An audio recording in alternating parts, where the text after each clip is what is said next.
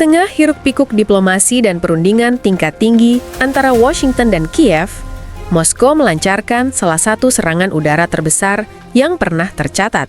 Ketika para pejabat Amerika Serikat dan Ukraina tengah sibuk menyusun strategi dan membahas bantuan militer, Rusia justru meningkatkan intensitas serangannya. Dalam periode waktu yang singkat, militer Rusia dilaporkan telah menghujani wilayah Ukraina dengan gelombang mematikan yang terdiri dari 653 unit drone dan 51 rudal jelajah. Serangan masif ini tidak hanya menargetkan infrastruktur vital dan posisi militer, tetapi juga secara tajam menggarisbawahi realitas brutal bahwa perang di medan tempur terus berkecamuk tanpa henti, bahkan ketika upaya perdamaian atau dukungan internasional sedang diupayakan. Rusia telah membombardir Ukraina secara besar-besaran pada Jumat malam hingga Sabtu dini hari ketika perundingan antara Amerika Serikat dan Ukraina di Florida memasuki hari ketiga. Kiev mengatakan serangan Moskow menargetkan infrastruktur. Pihak berwenang Ukraina mengatakan Rusia meluncurkan 653 drone dan 51 rudal yang sebagian besar berhasil ditembak jatuh. Satu serangan menghantam pusat kereta api di kota Fastiv, barat daya Kiev, menghancurkan bangunan stasiun utama dan merusak kereta api. Rusia mengatakan serangan tersebut menargetkan lokasi industri militer serta infrastruktur energi dan pelabuhan. Mengecam serangan baru tersebut, Presiden Prancis Emmanuel Macron mengumumkan bahwa dia akan pergi ke London pada hari Senin 8 bulan 12 2025 untuk bertemu dengan para pemimpin Ukraina, Inggris, dan Jerman yang bertujuan untuk menekan Moskow. Kita harus terus menekan Rusia untuk memaksanya berdamai, tulis Macron. Dia mengatakan akan bertemu Presiden Ukraina Volodymyr Zelensky, Perdana Menteri Inggris Sir Keir Starmer, dan Kanselir Jerman Friedrich Merz di London untuk membahas negosiasi yang sedang berlangsung yang dimediasi oleh AS. Sebelumnya, negosiator AS dan Ukraina mendesak Rusia untuk menunjukkan komitmen serius terhadap perdamaian jangka panjang setelah perundingan di Moskow gagal menghasilkan terobosan. Moskow telah mengintensifkan serangan terhadap sektor energi dan infrastruktur Ukraina dalam beberapa pekan terakhir. Pada hari Sabtu, Kementerian Energi Ukraina mengatakan serangan Rusia telah menghantam fasilitas energi di 8 wilayah, menyebabkan pemadaman listrik.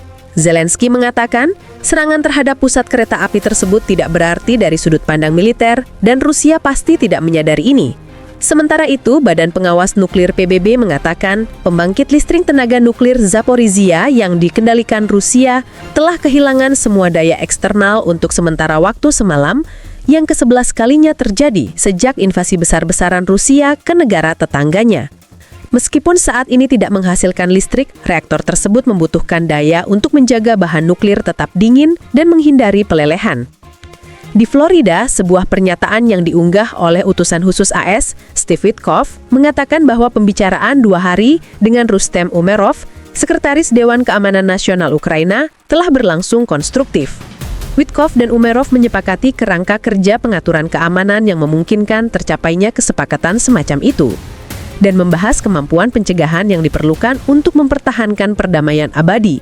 Demikian pernyataan mereka tanpa memberikan rincian lebih lanjut. Prospek berakhirnya perang bergantung pada kesiapan Rusia untuk mengambil langkah-langkah menuju penurunan eskalasi dan penghentian pembunuhan, imbuh pernyataan tersebut. Negosiasi yang juga dihadiri oleh menantu Presiden AS Donald Trump, Jared Kushner, berlanjut untuk hari ketiga pada hari Sabtu. Perundingan di Florida tersebut memberikan pengarahan kepada tim Ukraina mengenai pertemuan baru-baru ini antara Witkoff, utusan luar negeri paling senior Trump, dan Presiden Rusia Vladimir Putin. Witkoff menghabiskan hampir 5 jam bersama Putin di Moskow pada hari Selasa, setelah Kremlin mengatakan tidak ada kompromi yang dicapai terkait rancangan rencana perdamaian AS. Kremlin mengatakan Putin siap untuk terus bertemu dengan pihak Amerika sesering mungkin.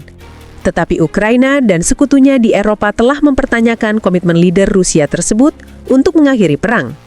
Pada hari Jumat, Zelensky mengatakan dia ingin memperoleh informasi lengkap tentang apa yang dikatakan di Moskow dan dalih apa lagi yang diajukan Putin untuk memperpanjang perang.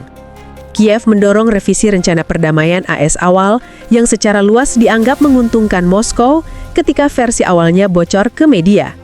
Versi yang diperbaharui belum dibagikan kepada publik. Poin-poin perselisihan masih ada di antara kedua belah pihak, termasuk jaminan keamanan untuk Ukraina pasca perang. dan konsesi teritorial. Rusia saat ini menguasai sekitar 1/5 wilayah Ukraina, termasuk sebagian besar wilayah Donbas di timur yang terdiri dari wilayah Donetsk dan Luhansk. Dalam wawancara dengan India Today pada hari Jumat, Putin memperingatkan pasukan Ukraina untuk mundur sepenuhnya dari wilayah tersebut minggu ini dengan mengatakan bahwa jika tidak, Rusia akan membebaskan wilayah tersebut dengan paksa. Kiev dan sekutunya di Eropa percaya bahwa cara paling efektif untuk mencegah Rusia menyerang lagi di masa depan adalah dengan memberikan Ukraina keanggotaan di NATO atau memberikan jaminan keamanan yang cukup komprehensif. Rusia menentang keras, sementara Trump juga telah berkali-kali mengisyaratkan bahwa dia tidak berniat membiarkan Ukraina bergabung dengan aliansi militer tersebut. Prospek Ukraina bergabung dengan NATO merupakan pertanyaan kunci yang dibahas di Moskow, kata Kremlin pada hari Rabu. Trump mengatakan perundingan tersebut cukup baik, tetapi terlalu dini untuk mengatakan apa yang akan terjadi karena memang diperlukan dua pihak untuk berunding.